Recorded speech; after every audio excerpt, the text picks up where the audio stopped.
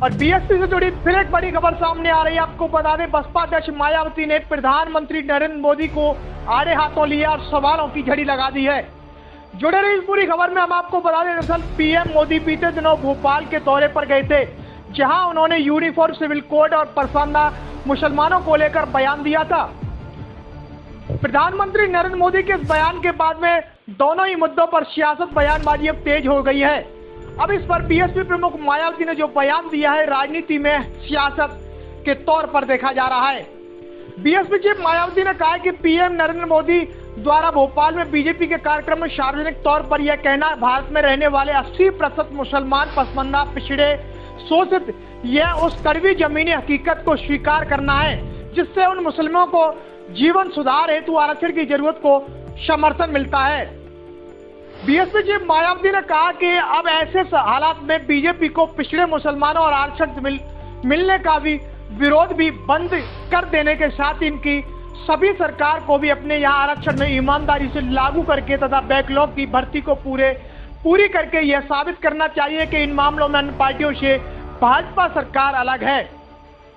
यानी कि सीधे तौर पर अगर बात करें तो बहुजन समाज पार्टी ने देश के प्रधानमंत्री नरेंद्र मोदी को सलाह देते हुए कहा कि वह आरक्षण और बैकलॉग की भर्ती को पूरी करें और इन मामलों में इन पार्टियों को यह दिखाएं कि भाजपा सरकार अलग है। पीएम मोदी ने अपने इस दौरे पर जिक्र करते हुए कहा कि मुस्लिम धर्म के पसमानदा समुदाय को इतना शोषण किया गया है कि लेकिन इसकी कभी चर्चा नहीं होती। उनकी बातें सुनने के लिए कोई तैयार नहीं होता। पसमानदा मुसलमानों को आज भी बराबरी का दर्जा नहीं मिला है। उन्होंने कहा था कि पसमानदा के साथ इतना भेदभाव किया गया कि उनकी आने वाली कई पीढ़ियों तक को इसका भुगतान करना होगा। सबसे बड़ी बात यह है कि भाजपा सरकार में दलित, शोषित, मजलूम और किसान, महिलाओं पर जो अत्याचार की तादाद बढ़ी है, वही बीजेपी सरकार अब मुसलमानों की हितैषी बन रही है, क्योंकि लोकसभा चुनाव 2024 की नजदीकियां बढ़ती जा रही हैं और यही वजह है कि बीजेपी अपना वोट बटोरने के लिए इस तरह का झूठा उल्लेख कर रही है।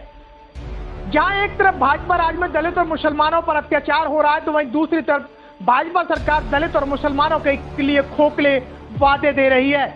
उनको लुभाने के लिए तरह तरह के प्रयास किए जा रहे हैं। भाजपा सरकार ने यानी कि देश के नरेंद्र मोदी ने यह तक झूठा वादा किया है कि भाजपा सरकार में ही पक्का मकान और मुफ्त स्वास्थ्य सुविधा दी है। सोचने वाली बात है, जब भाजपा सरकार के देश के प्रधानमंत्री नरेंद्र मोदी यह बात कहते हैं, क्या भाजपा सरकार नहीं थी तब लोगों पर पक्के मकान नहीं थे? क्या स्वास्थ्य सुविधाएं नहीं थी? कोरोना का दौर देख लीजिए। कोरोना दौर में भाजपा सरकार की पोल खुलती हुई तस्वीर आज तक भी लोगों के जीवन में खलबली मचाती है। लोकसभा चुनाव से पहले बीएसपी सुप्रीमो बहन कुमारी मायावती भाजपा पर हमलावर होते हुए दिख रही हैं। बसपा अब तीखे तेवरों के साथ पार्टी की छवि को बचाने में जुट गई है। एक के बाद एक कई सवालों की झड़ी बसपा सुप्रीमो मायावती ने देश के प्रधानमंत्री नरेंद्र मोदी पर लगा दी है।